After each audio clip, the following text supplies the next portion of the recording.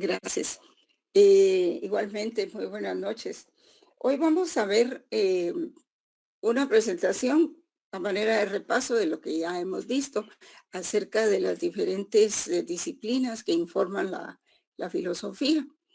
Y, y luego un video que va a ser muy interesante para que ustedes vean cómo es que uno se maneja en conceptos, en categorías, en leyes, en filosofía del derecho, del doctor Rodolfo Vigo.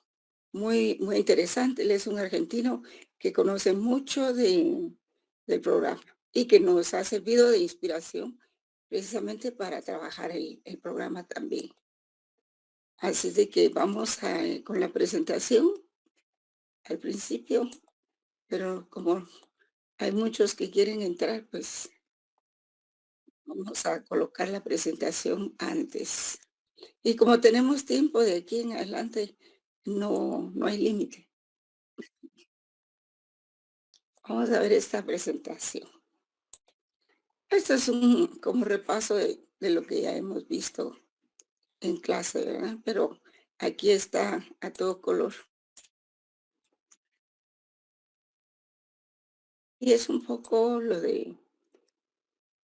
que se refiere a la teoría del conocimiento, básicamente la teoría del conocimiento, porque es muy, digamos que es un término muy amplio. Y aquí vamos a ver las características de otras ramas del derecho también. Tenemos que el conocimiento es un proceso de aprehensión, ¿verdad? A través de la inteligencia. Aprehensión significa que cuando uno aprende, internaliza los conocimientos, no solo los mira y ya me olvidé. No, eso pues es un proceso que también ayuda en las emociones, cuando uno está aprendiendo algo y lo relaciona con alguna emoción que se dio en ese momento. Por ejemplo, este color de la exposición, pues creo que les llama la atención. Así es de que aquí ustedes ven dos cerebros, en uno dice verdades y en el otro dice creencias. Y ambas fuentes son producto de el conocimiento, es decir, son medios para adquirir el conocimiento. Tenemos el conocimiento empírico, que se llama doxa, y el conocimiento científico, que lo conocemos como epistema. Esto lo vamos a ver muy rapidito, jóvenes. Entonces, también hay otras fuentes del conocimiento. Permítanme un segundito.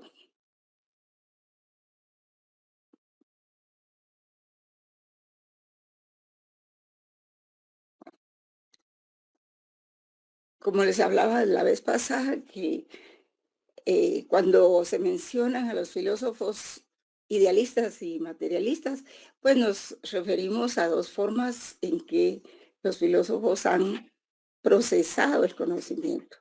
Unos se basan en la razón y otros se basan en los sentidos.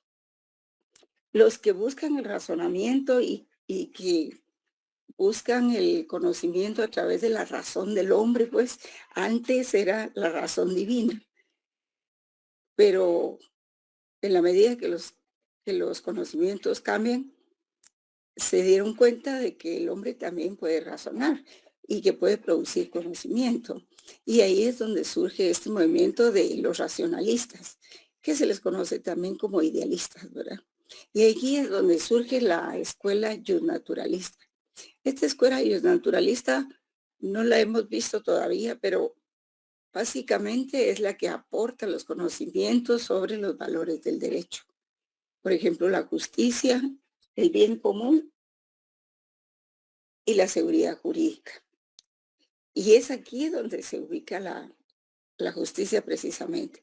En cuanto a la otra vertiente, ¿verdad? O el otro grupo de filósofos que son materialistas, también se les dice que son empiristas porque hacen descansar en la adquisición del conocimiento en los sentidos, lo que podemos ver, tocar, oler, sentir, en fin. Ellos son más inclinados a lo material porque basan su conocimiento en la materia. la materia como la base de su filosofía, ¿verdad? Pensando en que todo es materia. Y era lo que les decía yo el otro día.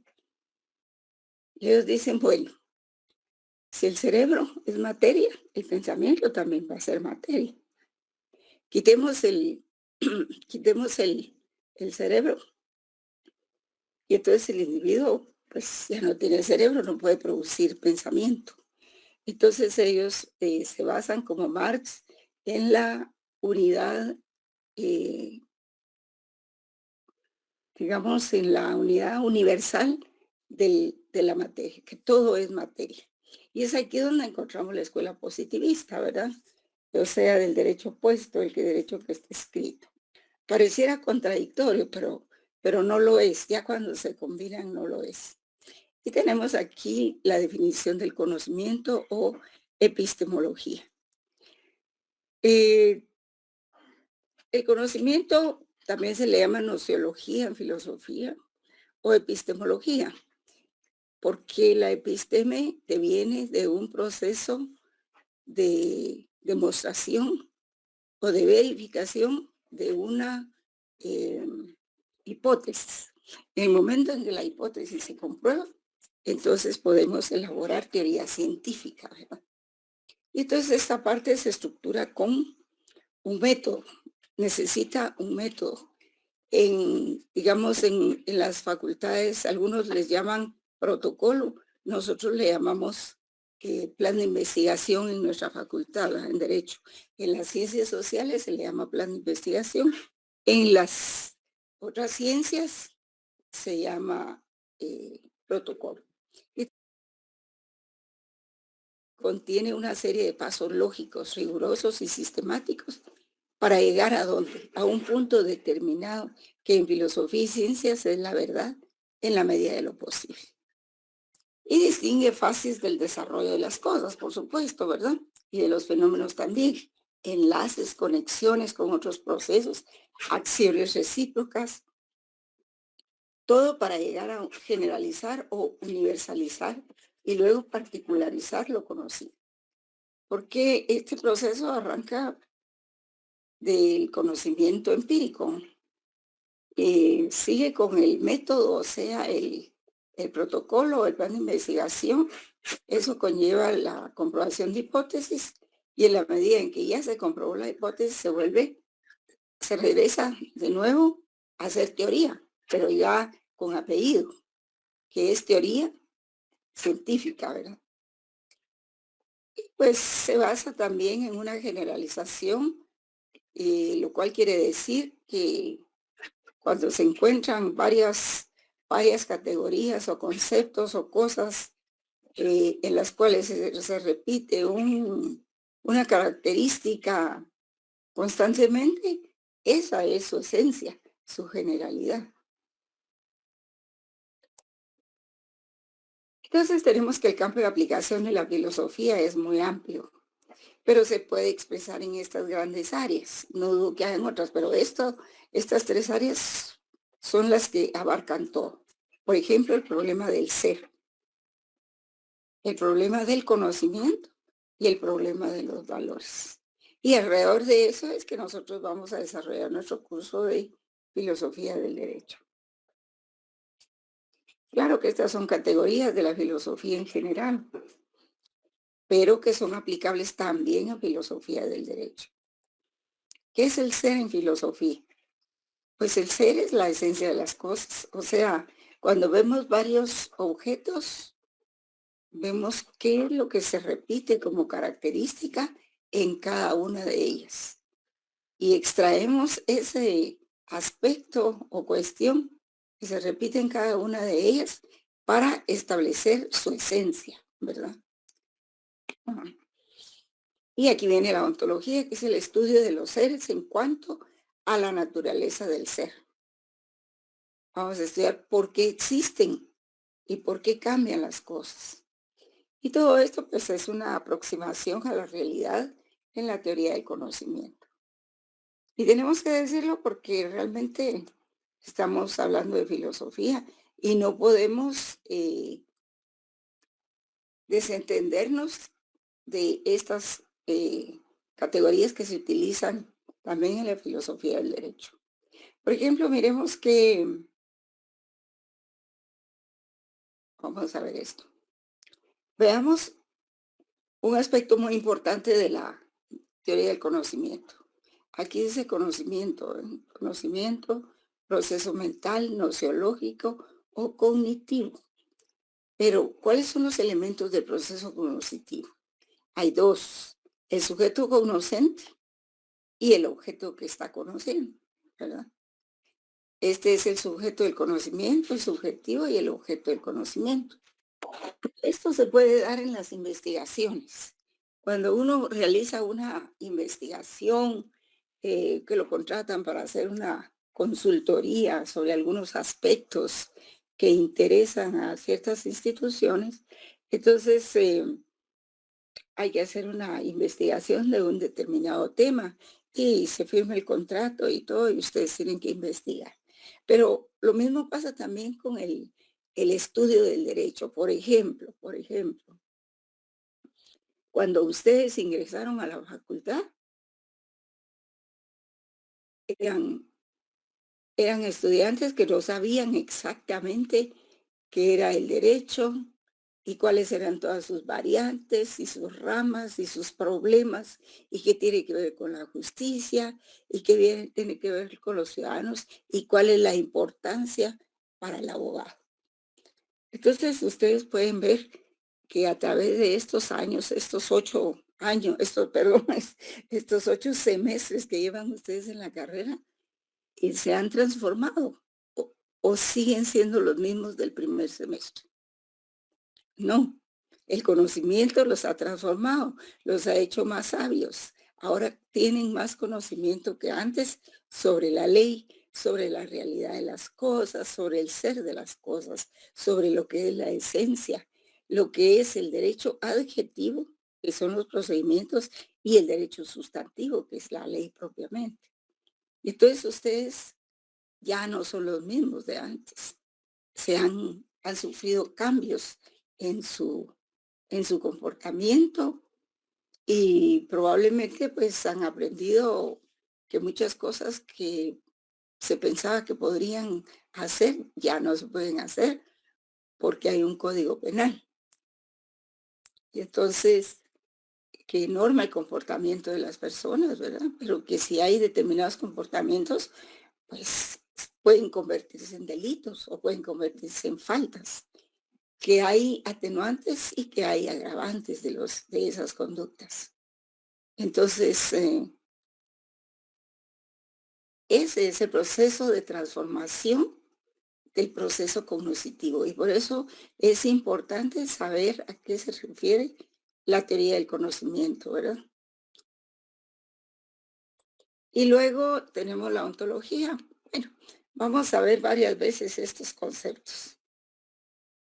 La disciplina filosófica que estudia el ser y los modos del ser del fenómeno jurídico en tanto objeto científico tiene en primer lugar que su estudio es para distinguir la teoría general del derecho.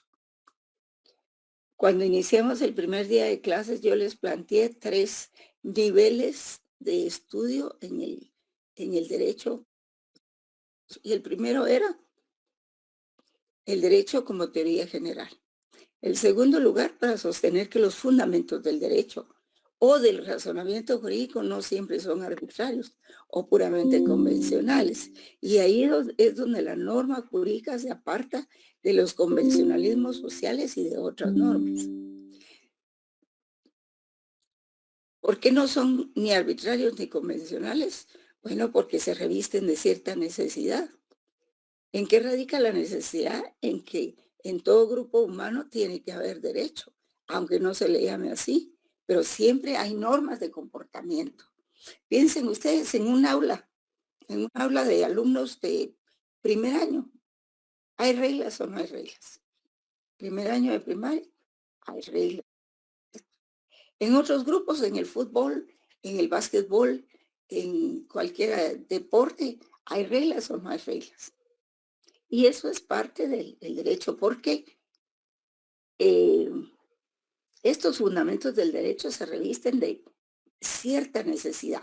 son necesarios para un comportamiento, una convivencia armoniosa de los seres humanos, ¿verdad? De si están asociados en un grupo o no lo están. Y en tercer lugar, el problema fundamental de la ontología jurídica, que es determinar la noción de derecho, lo que es derecho, su esencia, o sea, cuáles son los aspectos que se repiten en todos los problemas del derecho, visto como teoría y visto como fenómeno. Podría ser la coacción, podría ser. Entonces, también existe una filosofía de la ciencia que se ocupa de saber cómo se desarrollan, evalúan y cambian las teorías científicas. Y si la ciencia es capaz de revelar la verdad de las entidades ocultas y los procesos de la naturaleza, o si lo es la filosofía. Entonces, bueno, esto lo vamos a dejar para después, los axiomas. Entonces, también tenemos que tener en cuenta que cualquier investigación tiene diferentes enfoques o puntos de vista en los métodos. Hay investigaciones dentro de la teoría del conocimiento de tendencia religiosa, historicista, jurídica, política, materialista, etcétera, etcétera, ¿verdad? Y los dialécticos materialistas, positivistas y formalistas, pues cada uno trabaja en función de esa actividad global de unión y visión.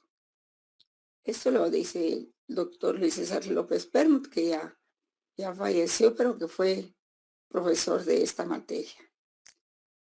En el campo de estudio de la filosofía del derecho es variado, hay muchos, ¿verdad? Por ejemplo, la etiología jurídica que se refiere a las fuentes del derecho, la ontología del derecho, que estudia qué es el derecho, la deontología jurídica, que estudia la conducta humana propiamente, el deber ser. Y aquí en este video van a ver ustedes parte de ese deber ser de los jueces, ¿verdad? Axiología jurídica también, que estudia los valores como la justicia, el bien común, la seguridad jurídica, que es la sustancia de los órdenes normativos. Disculpen que estoy un poco afónica, pero es que ya es la tercera clase, ya a estas alturas ya estoy un poco cansada. Entonces,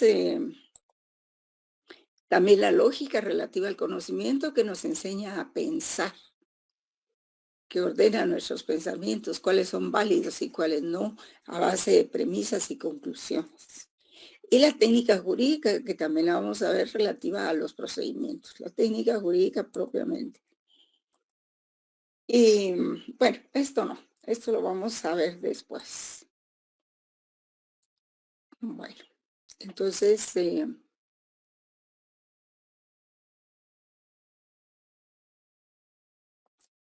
vamos a ver el video. Veo que hay muchos que querían entrar, perdón, perdón, pero es que si no, no empiezo.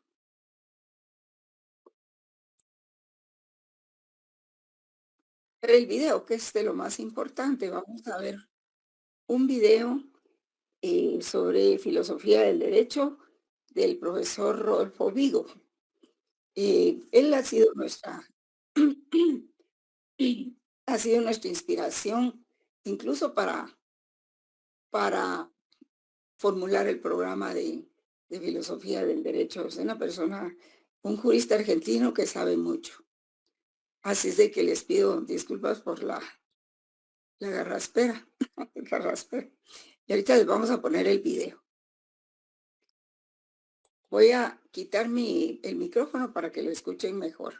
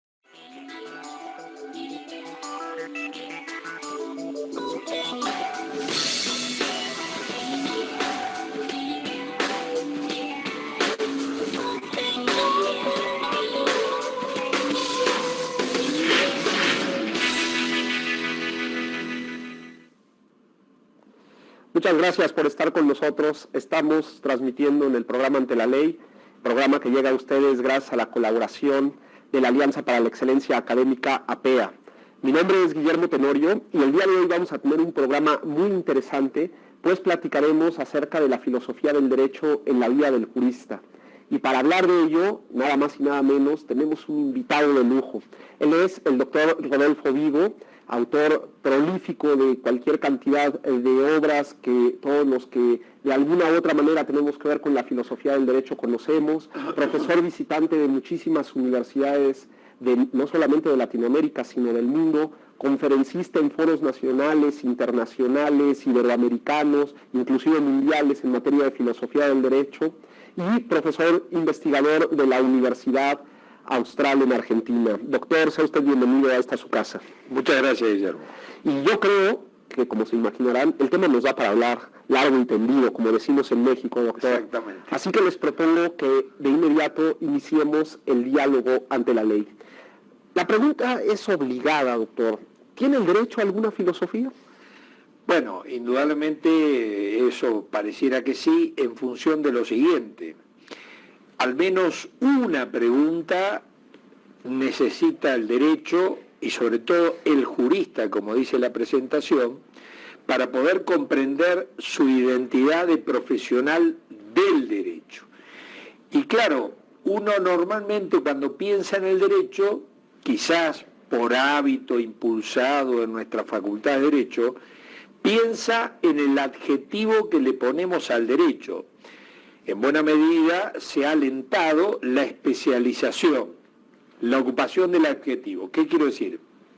En general pensamos, si estamos hablando de lo civil del derecho, de lo penal del derecho, lo administrativo del derecho, lo laboral del derecho. Pero claro, lo que está supuesto y que es decisivo es el sustantivo, que es el derecho, que es lo primero. Por eso uno tendría que decir, dime qué piensas del derecho y yo te diré qué juristas puedes llegar a ser y puedes no llegar a ser, entre paréntesis, siempre y cuando uno actúe con coherencia, ¿no? Y esto es bastante incluso evidente, porque uno encuentra, y en mi experiencia misma judicial, uno encuentra gente que si uno le hace la pregunta aislada sobre el sustantivo derecho, para simplificar, por ejemplo, se define como un jus naturalista de estricta observancia. Sin embargo, luego, en el quehacer del jurista, ya sea en la magistratura, ya sea en la academia, ya sea como abogado, ahí, en definitiva, termina actuando, operando el derecho, suponiendo un concepto del derecho distinto al que él me dijo por el que optaba, ¿no? Entonces, como el personaje de Molière que hablaba en prosa sin saberlo, todos los juristas no les queda más remedio que hablar desde alguna filosofía del derecho, ¿eh? O sea, básicamente, quizás simplificando excesivamente, o se es positivista, o se no positivista, y también están los críticos que creen que el derecho en definitiva es algo directa y solo vinculado al poder, ¿no? Invariablemente, siempre que tenemos alguna posición jurídica, tenemos detrás una filosofía del derecho. Claro, porque a ver, yo le pregunto a un especialista que da clase, que es juez, a ver, él no me podrá rehuir la pregunta si yo le digo, si yo se la formulo explícitamente. A ver, ¿qué es el derecho? Pues se trata de un profesional del derecho, que está habilitado para operar el derecho. Y entonces cuando él me defina el derecho, ahí yo seguramente y con bastante, sobre todo si oriento el cuestionario, yo podré saber cuál es su adhesión a qué filosofía del derecho. Y esto determina, para poner un ejemplo concreto, si yo creo que el derecho son solo las normas legales, bueno, esto tiene, y las puestas, y cualquier contenido puede ser derecho, y no más derecho que el derecho puesto por el derecho, y reconocido como tal. Bueno, esto sin duda tiene enormes consecuencias, porque en definitiva no hay posibilidad de que exista una Corte Penal Internacional, por ejemplo, que en definitiva juzga también aquello que, a pesar de tener un derecho a su favor, cualquier dictador puede encontrar un constituyente a su medida, pero bueno, se lo juzga porque ha violado lo indisponible, la juridicidad indisponible, el coto vedado, etcétera. Entonces, básicamente, como digo, no hay alternativas de eludir la pregunta, si pretende ser un profesional del derecho consciente, y en la respuesta que me dará el derecho aparecerá ya condicionado cómo él va a operar el derecho, enseñándolo, abogando por ese derecho o diciéndolo jurisdictio con imperium de la magistratura. ¿Le hablamos solamente de una filosofía del derecho o en realidad el jurista debiera conocer de filosofía? Bueno, indudablemente lo mejor puede ser enemigo de lo bueno. Claro.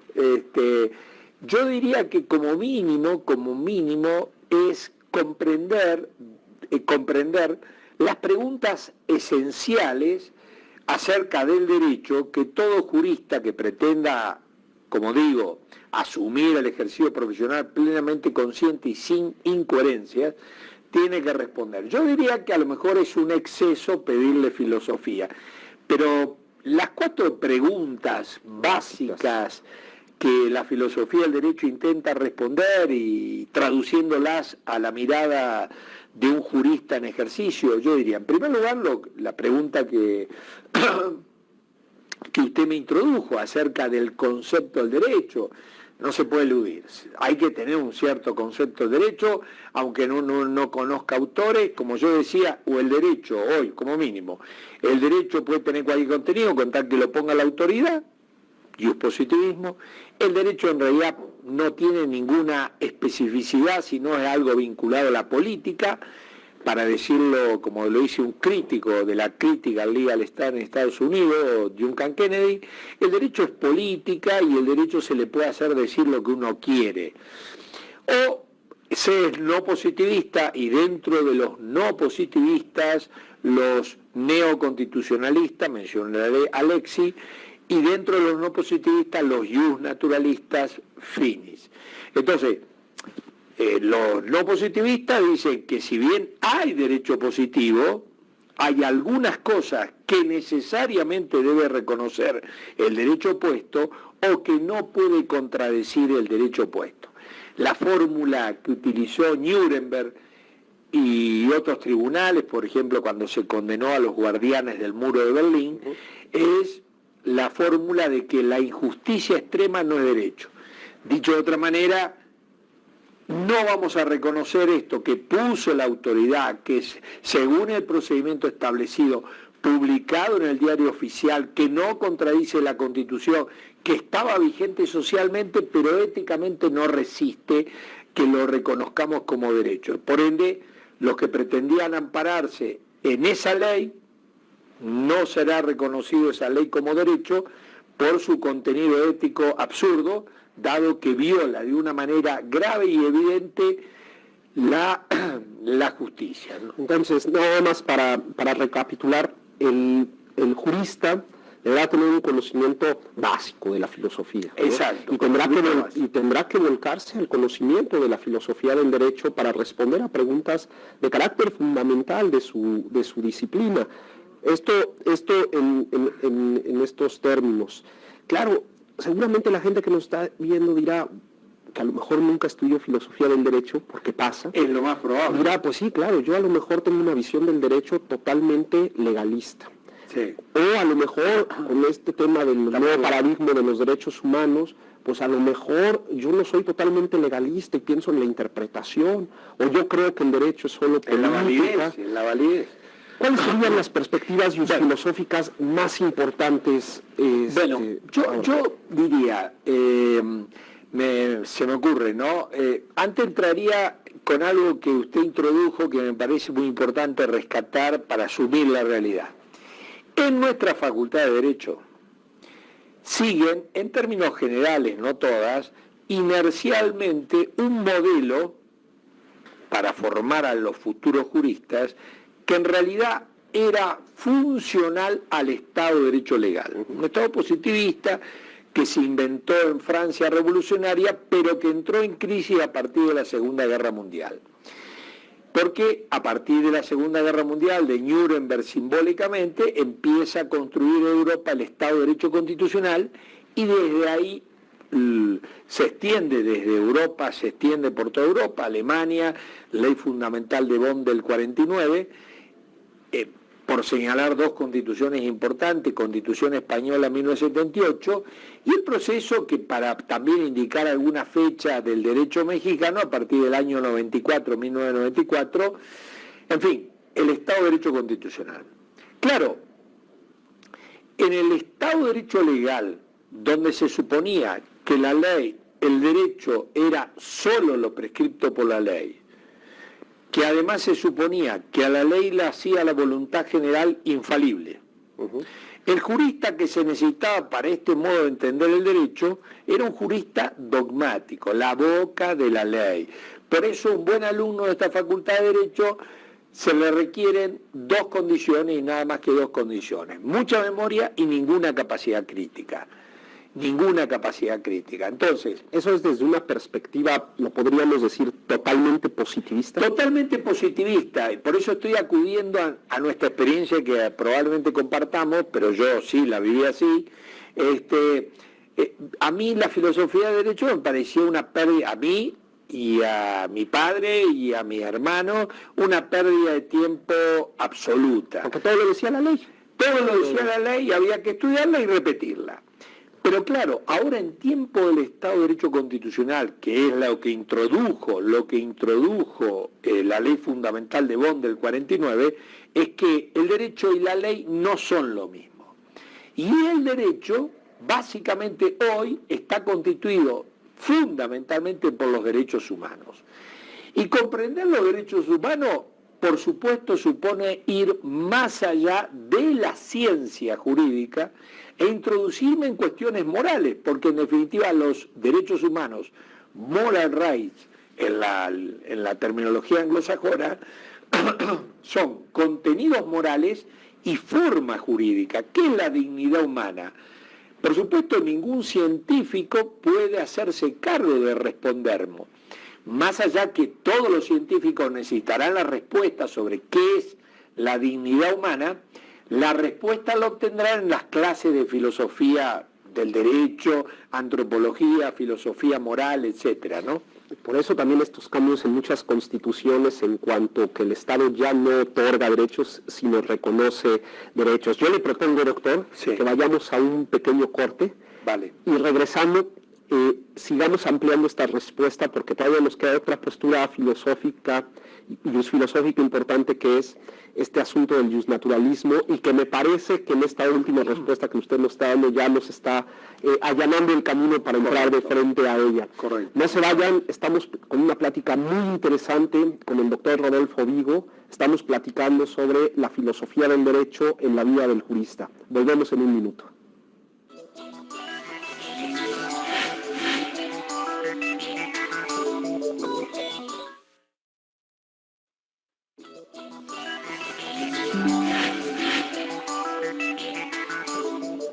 Muchas gracias por seguir con nosotros. Estamos platicando de un tema muy interesante. Hablamos sobre la filosofía del derecho en la vida del jurista y nos acompaña hoy en el estudio el doctor Rodolfo Vigo, quien es profesor investigador de la Universidad Austral, director académico de la maestría en Derecho Judicial en dicha universidad, profesor visitante de muchas universidades del mundo y catedrático de Filosofía del Derecho desde ya hace muchos años.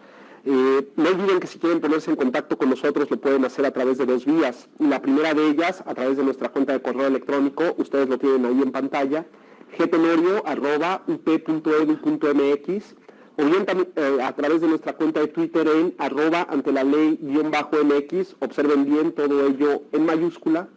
También lo pueden hacer a través de las cuentas del canal oficial, la cuenta de Twitter, @canal_judicial, o la cuenta de Facebook, facebook.com/canal judicial, donde con todo gusto entraremos en contacto con ustedes para escuchar sus dudas, comentarios o sugerencias respecto a los contenidos de este programa. Será un gusto estar en contacto con ustedes.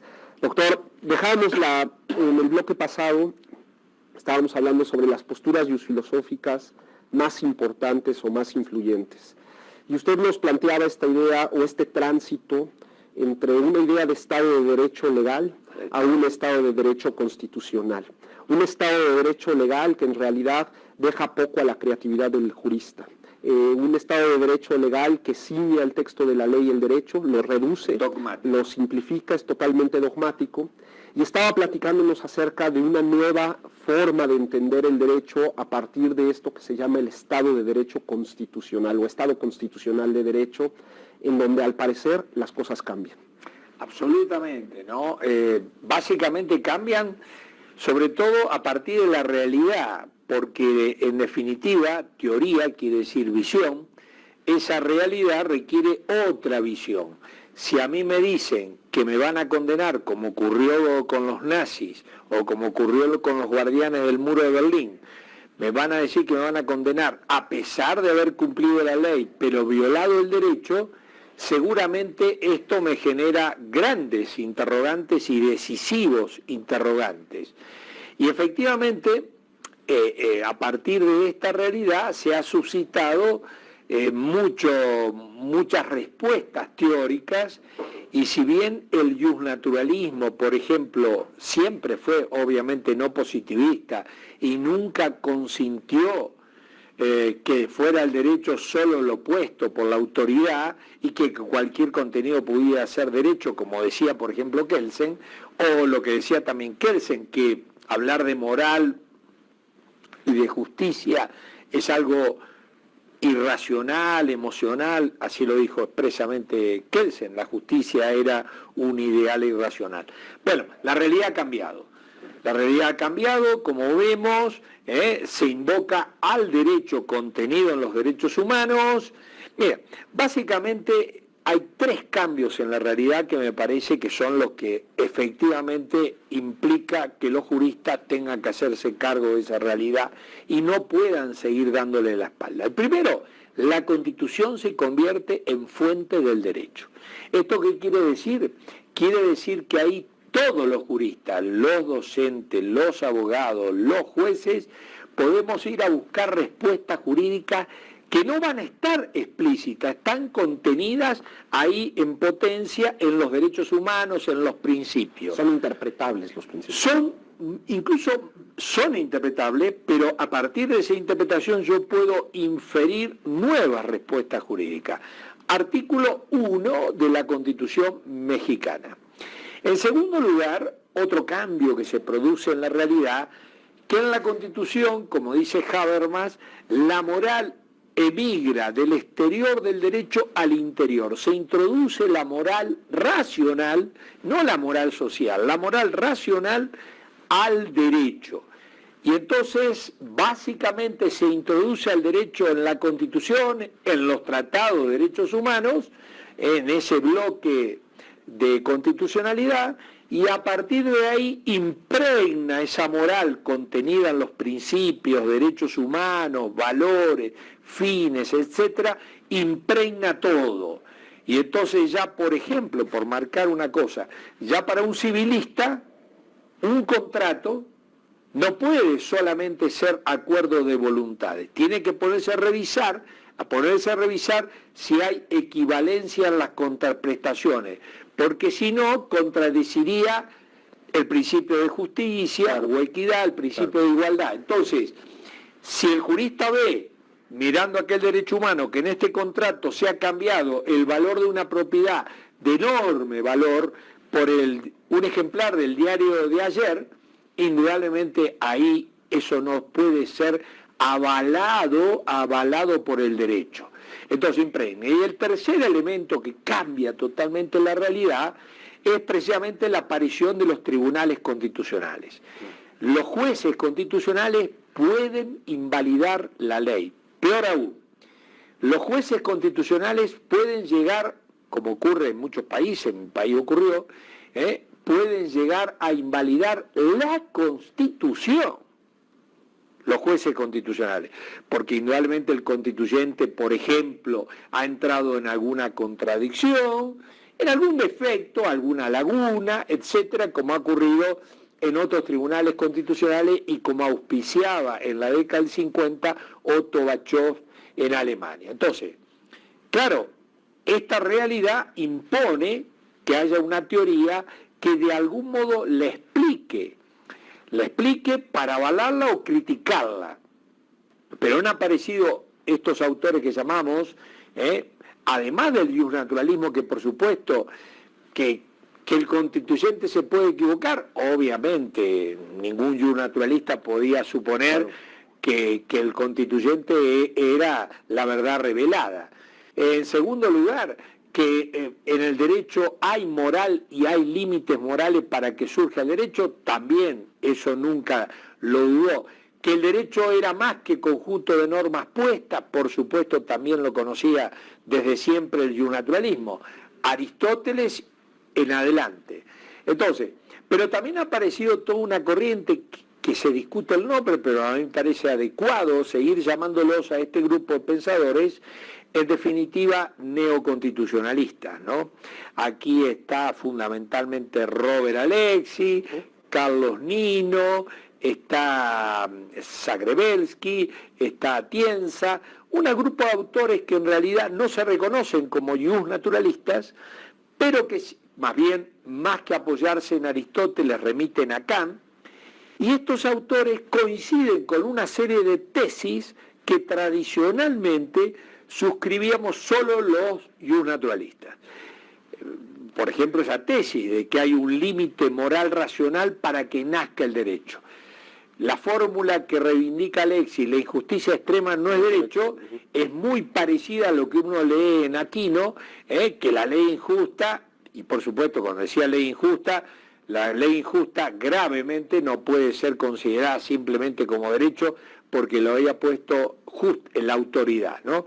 Que el derecho además de norma tenía principios, obvio, que importaba la ética del juez, obvio, y así podemos mencionar un listado enorme de tesis que suscriben hoy los no positivistas neoconstitucionalistas y los no positivistas justnaturalistas. Ahora, todo esto toca no solo la filosofía del derecho, porque como toca el derecho, a ver, si yo voy a un mexicano y le digo, a ver, los derechos humanos incorporados en el artículo 1, ¿qué contenido tienen? Y sin duda él me tendrá que responder, no decirme que está la libertad, la igualdad, etcétera. Eso todos lo sabemos, incluso mi madre también lo sabe. Entonces, todo eso lo sabemos todos, pero cuando yo pido un contenido, lo decisivo es el contenido. Probablemente ninguna constitución ya aparezca redactada diciendo que se propone violar la libertad, la igualdad, ser injusta. Pero el problema, bueno, lo recordaba Maritain cuando redactaron desde la UNESCO, él estaba trabajando en UNESCO, la Declaración Universal. Lo fácil que era ponerse de acuerdo en la nómina, con tal de que no se discutiera el contenido. Lo que hay que discutir es el contenido. Todos estamos de acuerdo que existe la libertad, pero un liberal la definirá en un sentido, un totalitarista... Ahí a eso me gustaría preguntarle, porque la filosofía del derecho en muchas ocasiones está en manos de ideologizarse.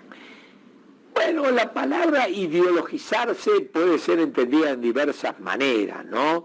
Puede entenderse en un sentido más clásico, al modo que lo entendió Marx, pero supongo que la pregunta es la presencia de la moral y todo lo demás. Lo que pasa es que en muchas ocasiones el contenido de la ley y los alcances que puede tener este contenido, en temas polémicos, que son los que normalmente más ruido hacen, pues lleva inclusive a algunos tribunales constitucionales a tener un sesgo ideológico en el fallo o en la traducción del contenido material de ese principio que podemos desarrollar. Sí, acá todos estos autores neoconstitucionalistas y naturalistas coinciden en afirmar que existe una razón moral.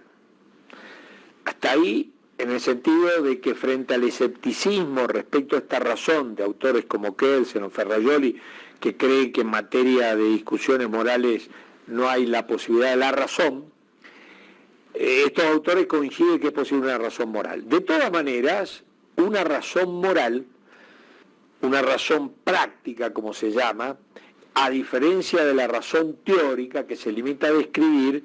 La razón teórica, la de un físico, me puede probar a cuántos grados hierve el agua. Demostrar. La razón moral lo único que puede hacer es mostrar razones. Ha habido, hay y probablemente haya gente absolutista, nazis. Muy bien. Claro, el hecho de que existan los nazis no quiere decir que estén justificados racionalmente. Entonces, ¿qué tiene que hacer uno frente a los nazis?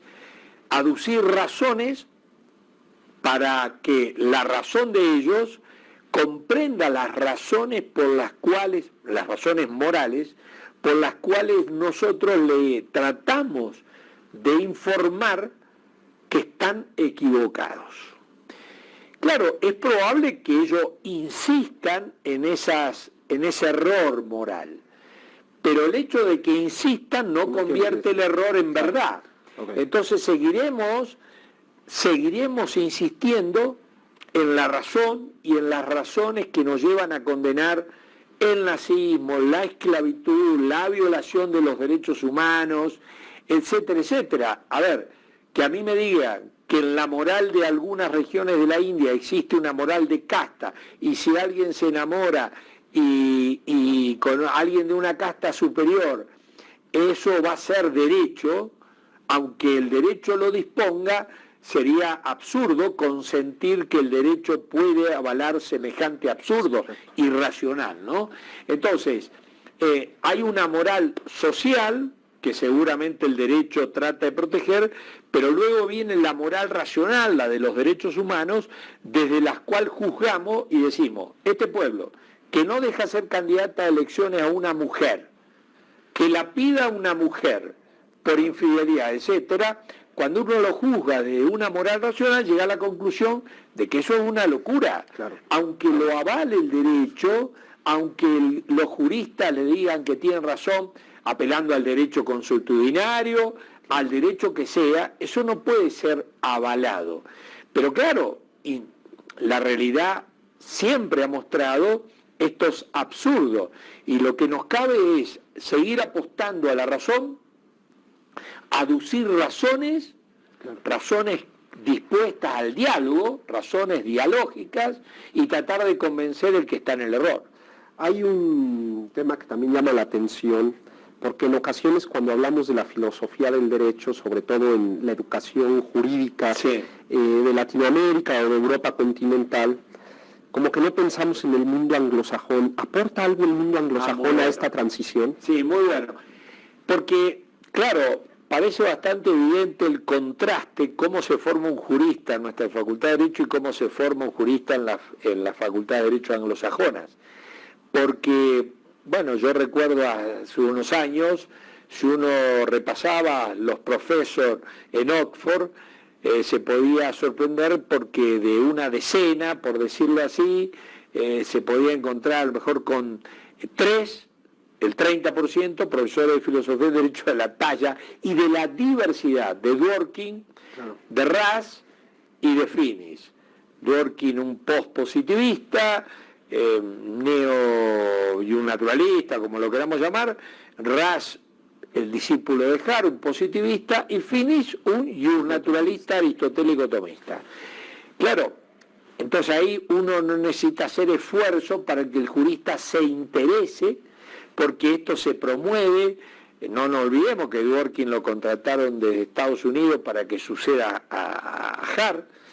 Entonces, en cambio, en nuestra Facultad de Derecho, siguiendo el modelo de universidad napoleónica, porque esto lo inventó Napoleón, la currícula esta que conocemos, una currícula en donde se estudia los códigos y se repite.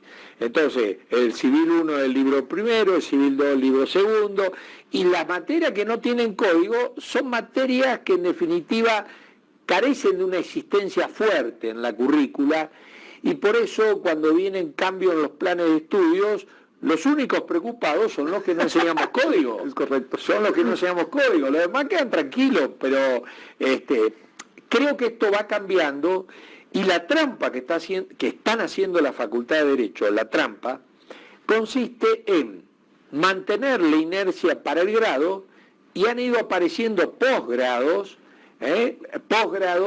que se ocupan de los temas que sí importan en la realidad y que la Facultad de Derecho ignora. Derechos humanos. No solo normas, sino principios. Argumentación y no interpretación.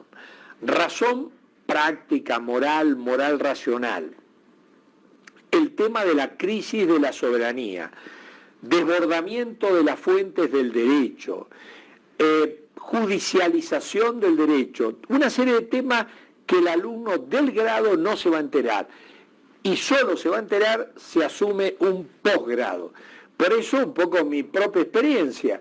Yo en el posgrado en realidad tengo la autoestima alta como corresponde a un argentino, pero en el grado la autoestima mía es muy baja.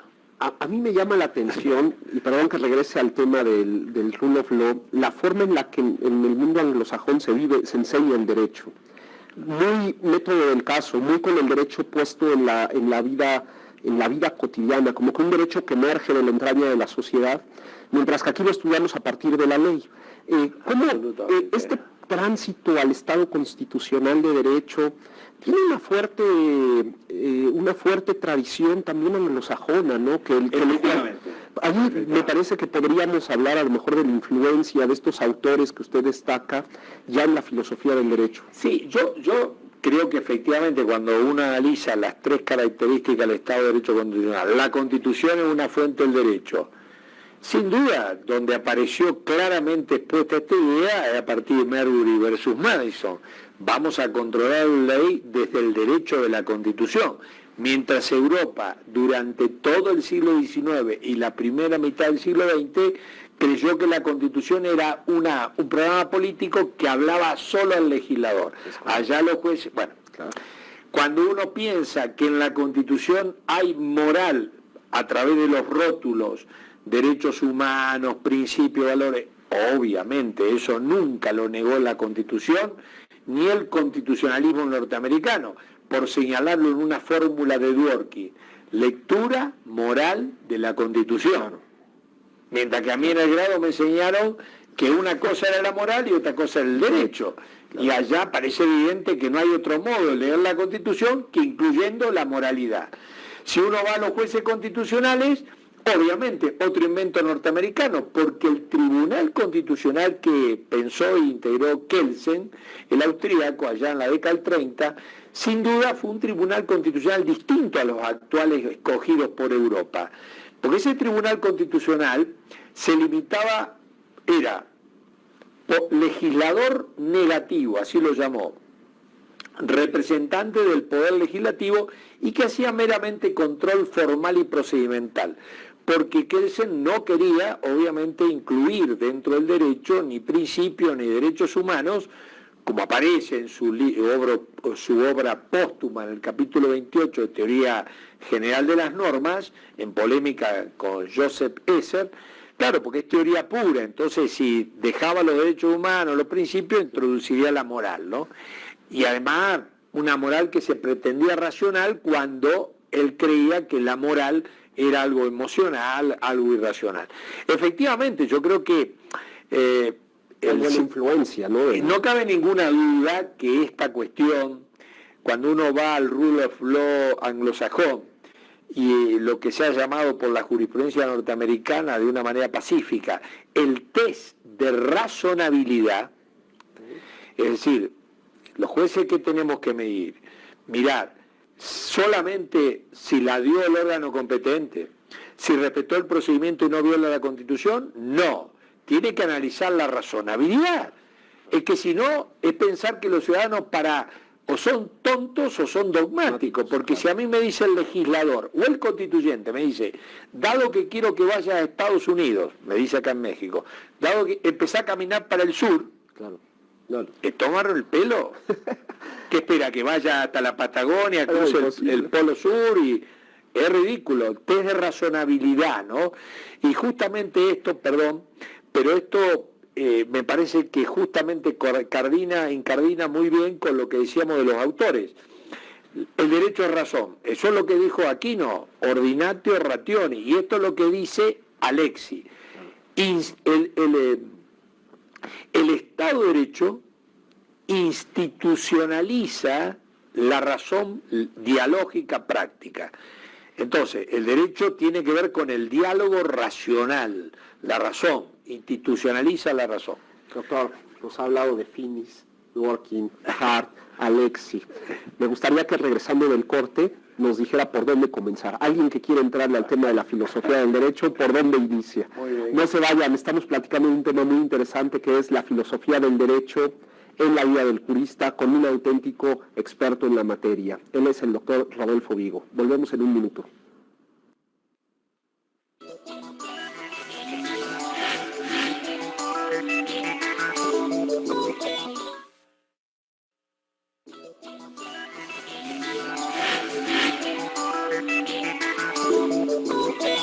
Muchas gracias por seguir con nosotros. Estamos platicando de un tema muy interesante que es la filosofía del derecho en la vida del jurista y nos acompaña en el estudio el doctor Rodolfo Vigo, que yo he dicho que es un importante académico a nivel internacional, pero él también fue ministro.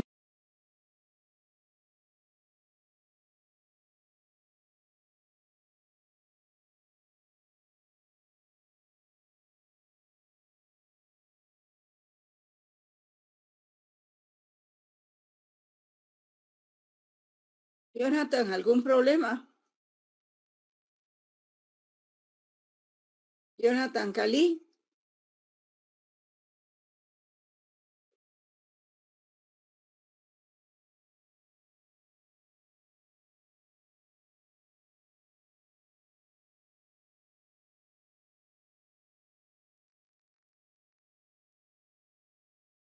Ministro de la Corte Suprema de la provincia de Santa Fe en Argentina y ha sido presidente de la Asociación Argentina de Filosofía del Derecho. Así que se darán cuenta del calibre de invitado que tenemos el día de hoy. Doctor, ya platicamos sobre algunos temas generales de la filosofía del derecho en la vida del jurista y en el bloque pasado ya entramos al debate filosófico contemporáneo a partir de estas posturas filosóficas predominantes. Inclusive estuvimos platicando acerca de la influencia del modelo anglosajón, a partir del Rule of Law, en la filosofía del derecho. Y yo le lanzaba una pregunta al término del bloque pasado. Nos habló de Finis, nos habló de Hart, nos habló de Dworkin, nos habló de Alexi, y nos habló de Aristóteles, nos habló de Santo Tomás, nos habló de Atienza, también hay que decirlo, tendríamos que hablar de Rodolfo Vigo. ¿Por dónde empezar? Alguien que nos está viendo, que quiere, a lo mejor que tiene una postura filosófica y a lo mejor no lo sabe, y quiere empezar a trabajar temas de filosofía del derecho, o un juzgador que a lo mejor en la vorágine de su trabajo le gustaría profundizar más sobre el sentido de sus resoluciones. ¿Por dónde empieza uno? Sí. Me parece, primero, marcar muy saludable esa preocupación. Yo quiero aclarar que de mi experiencia judicial, ya no la académica, 23 años ahí adentro de la justicia, me pareció demasiado evidente lo que uno enseñaba y lo vivió en carne propia. Yo probablemente sabía muy poco la ley, pero acerca del derecho, y no tenía ninguna especialidad, no era civilista, ni penalista, ni laboralista, me había dedicado solamente al sustantivo derecho. Y ahí aproveché un poco justamente lo que me podía aportar la filosofía del derecho, vi el sentido utilitario y práctico de la filosofía del derecho a la hora de decir el derecho, que para lo que quieren ser el juez, ¿no? Y antes de ir a la pregunta, digamos, ligado a lo mismo, hay algunos testimonios sobre el trabajo del jurista en el juez que me parece importante, ¿no? Dworkin, cuando propone su teoría, dice, bueno, se imagina la posibilidad de encontrar la respuesta correcta para cada caso. Y entonces nos propone un personaje, que lo va a llamar Hércules, porque tiene un trabajo propio de un semidios, pero ese Hércules, que es capaz de encontrar la respuesta correcta en cada caso, en la propuesta de Dworkin es juez y filósofo del derecho. Y también se me ocurre traer a colación el testimonio de Aarón Barak, porque hay un libro acá publicado por la Corte Suprema, traducido de su versión original, que creo que fue en Yale o en Harvard, que es muy interesante porque Aarón Barak fue como 23 años o más ministro de la Corte Suprema de Israel, y de esos 20 y pico fue más de 10 presidente de la Corte Suprema. Y en ese libro testimonial, un poco lo que dice cómo debe ser un juez, él habla de la importancia que tuvo que tuviera una filosofía del derecho. Yendo a la pregunta, ¿por dónde empezar? Yo decía que me parece saludable primero darse cuenta que uno de nada vale ser civilista si antes no sabe qué es el derecho, porque lo civil va a depender de lo que diga sobre el derecho. En segundo lugar, voy a decir algo fuerte,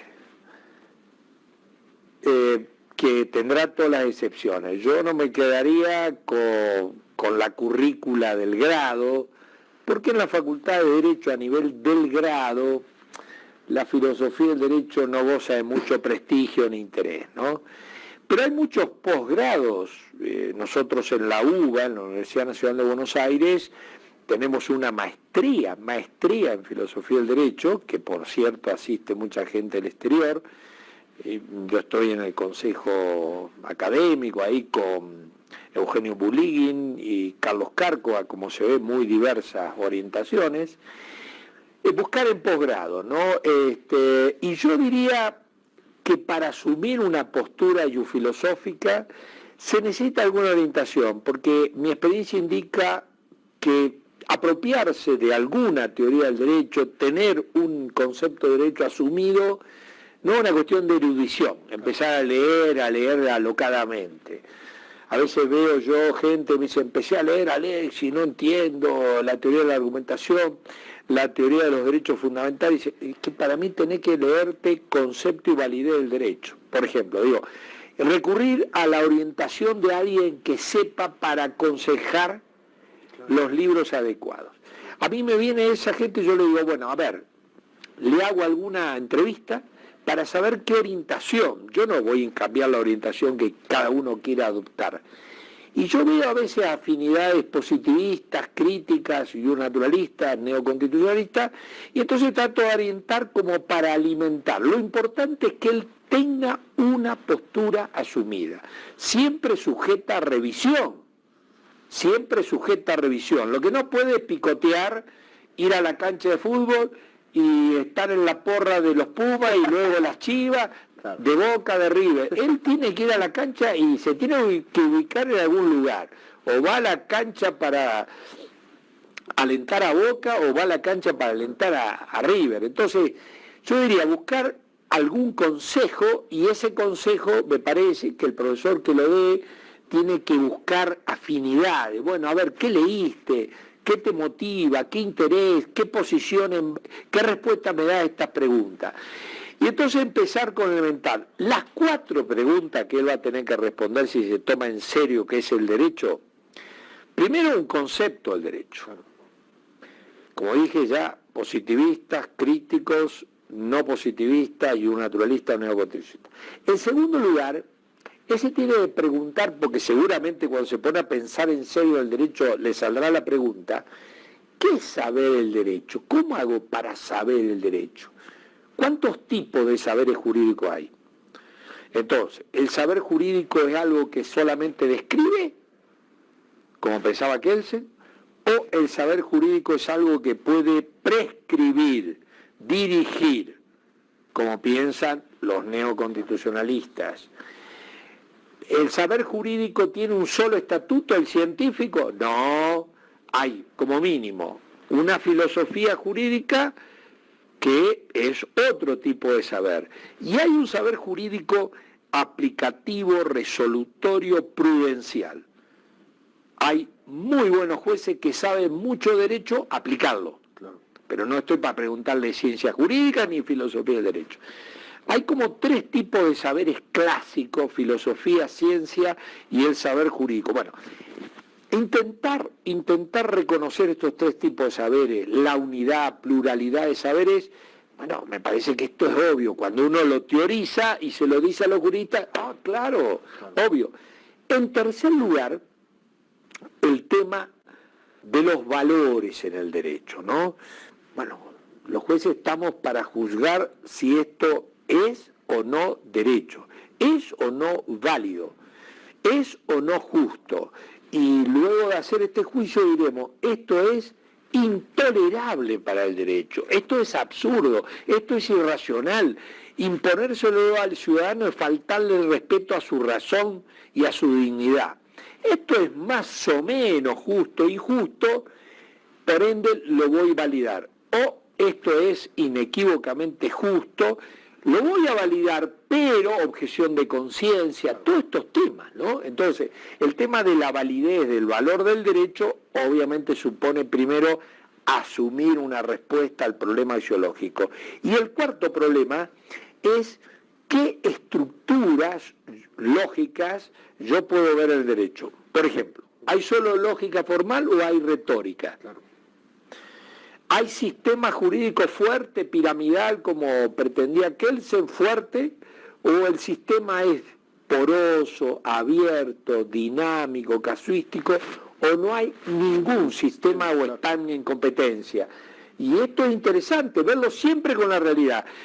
Hoy decía usted algo muy interesante, efectivamente hoy el derecho hay que enseñarlo a través de la práctica argumentativa dialógica. Hay que aprender a dialogar racionalmente, porque los juristas precisamente el método para alcanzar la respuesta correcta es el diálogo racional, que requiere querer obtener la respuesta correcta, ¿no? Entonces, práctica dialógica y casos. El banco de prueba de cualquier teoría son la jurisprudencia. Yo, en lugar de explicar justicia, injusticia a un juez, yo le muestro sentencia. Y cuando uno ve la sentencia, no de Nuremberg solamente, la sentencia, por ejemplo, de, supongamos, ¿no?, de la condena a los guardianes del muro de Berlín. Cuando uno va y analiza cómo está tipificado el delito de prevaricato judicial en el Código Penal español, cómo está tipificado en mi Código Penal argentino el delito de prevaricato que podemos incurrir los jueces. Mi código, que responde al Estado de Derecho Legal, dice que los jueces cometemos el prevaricato cuando nos apartamos de él, como si fuera uno, el sentido de la ley. Claro, ¿cómo está regulado allá en España? Que fue la causal que le imputaron al juez Garzón, más allá de cualquier motivación, esa es la causal. Y como dice el Código Penal español, un juez comete el delito de prevaricato, cuando dicta una sentencia injusta a sabiendas. Claro, la primera pregunta, ¿cuándo es injusto algo? Y cuando estamos hablando de injusto acá, como se lo dice la Sala Penal del Supremo, no estamos hablando de algo subjetivo, porque si no Garzón hubiese dicho, mire, esto es injusto para usted, para mí es justo. No, es algo objetivamente injusto. Lo que le imputa, más allá de un fallo polémico, más allá de cualquier otra lectura, es que fue objetivamente injusto interceptar las comunicaciones telefónicas entre los imputados y los abogados. Y le dijeron, mire, usted sabía porque se lo alertó el fiscal, se lo alertó la autoridad carcelaria y usted mismo lo había dicho en algunas decisiones anteriores. En una palabra, para comprender esta figura delictiva, qué injusto, filosofía del derecho, alguna posición sobre el tema axiológico. Doctor, no quiero dejar de preguntar, el tiempo se nos está acabando, pero quisiera preguntarle cuáles, desde su perspectiva, serán los principales retos de la filosofía del derecho en los siguientes años. El tema bioético me parece que es un tema que puede preocupar muchísimo, ¿no? Bueno, efectivamente, yo creo que el tema bioético es decisivo, pero yo lo remitiré al tema bioético, al tema que es la persona humana, la antropología.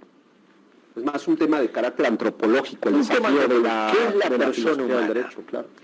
Y cuando uno va a esta pregunta antropológica, ¿qué es la persona humana?, es interesante observar cómo de postura a veces neoconstitucionalistas, precisamente en base a su kantismo, estiman que se puede construir una noción de persona humana, y una cosa es vida humana y otra cosa es persona humana, ¿no?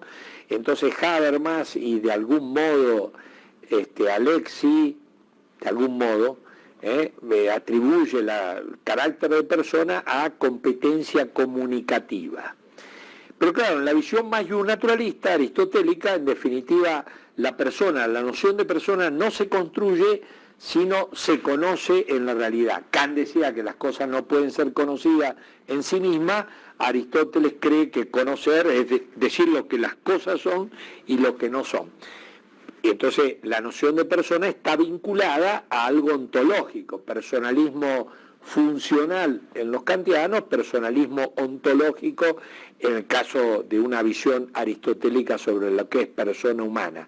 Y por ende, la idea es que no se puede dividir el miembro de la especie humana con la noción de persona jurídica, titular de ciertos derechos y ciertos deberes, ¿no? Ahí tendremos quizás el mayor reto de la filosofía del derecho, doctor. Yo le agradezco el contenido de los derechos humanos.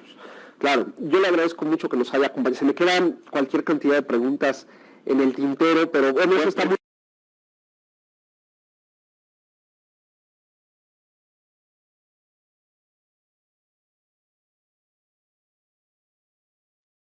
Bien, jóvenes, se quedó un buen número de ustedes escuchando el video completamente, así es de que creo que fue muy ilustrativo.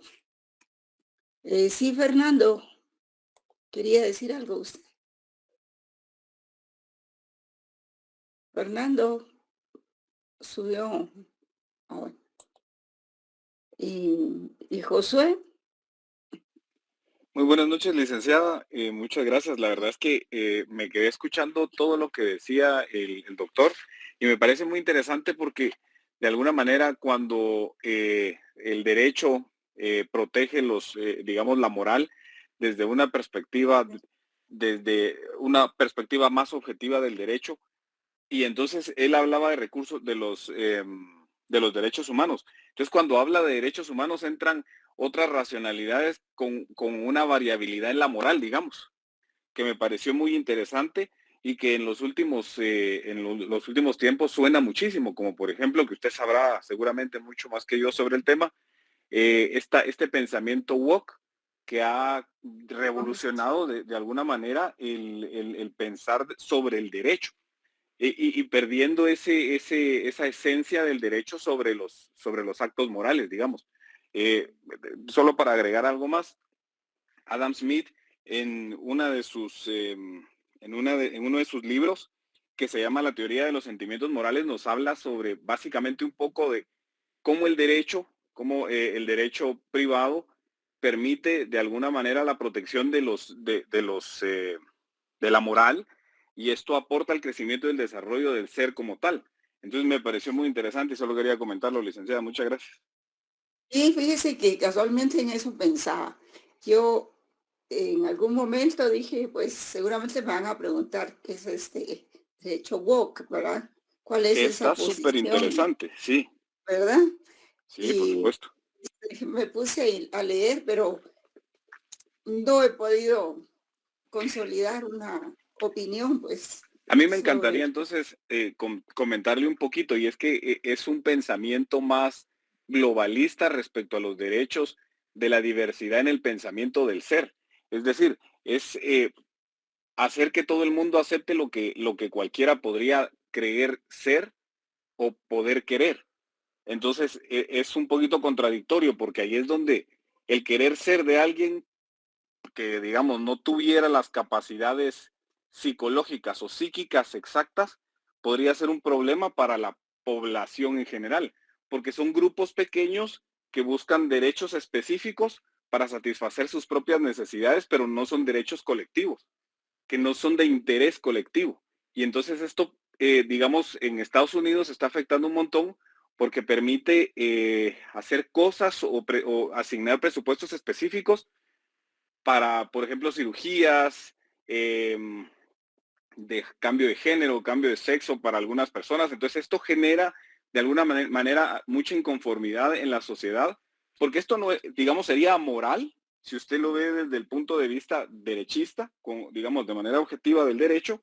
Esto es amoral. Entonces, efectivamente Trump vino a hacer unos cambios ahora mismo a la legislación. Y con eso aclaró el panorama. Sí. Sí, Trump vino a hacer unos cambios.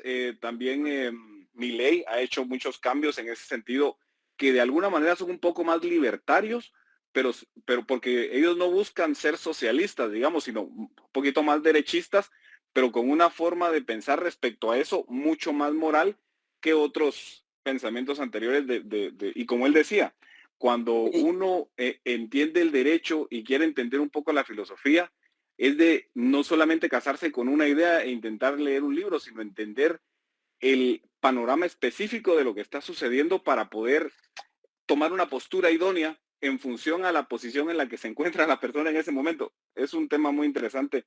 Muchas gracias, licenciada. Maravilloso, me encanta esa explicación. Así de que sí, bueno, usted me ayudó mucho porque yo tenía la intención de explicarlo, pero con usted quedó muy bien explicado. Asocian también la posición a la izquierda, pues, pero algunos españoles dicen que no tienen por qué asociarla a la izquierda, que son cosas totalmente diferentes, ¿verdad? Entonces se dice mucho acerca de eso, ¿verdad? Pero sí, muchas gracias por la acotación. Creo que a todo el grupo de la clase nos sirvió muchísimo. Bien, jóvenes. Entonces, hasta aquí me parece que la conferencia pues fue muy ilustrativa y de eso se trata la clase, ¿verdad? De despertar conciencias y de despertar las mentes también, ¿verdad? Y no solo ser un recipiendario de conocimiento, sino también analizar, internalizar, reproducir y todo lo que uno va aprendiendo. Podríamos decir que yo trato pues de que filosofía del derecho en mi curso tenga el nivel de una maestría, pero como lo decía don Rodolfo Vigo, pero tal vez digamos en otras universidades o no sé, otras secciones, he visto que se ponen a estudiar prácticamente la historia del derecho como filosofía del derecho, y eso ahí están equivocados, ¿verdad? Pero bueno, que pasen feliz fin de semana. A los que vamos a ver si el otro viernes sí podemos votar, ¿verdad? Porque hoy fue la locura. Así es de que pasen buena noche. Buenas noches, licenciada. Feliz noche, licenciada. Hasta pronto, buenas noches. Feliz fin de semana.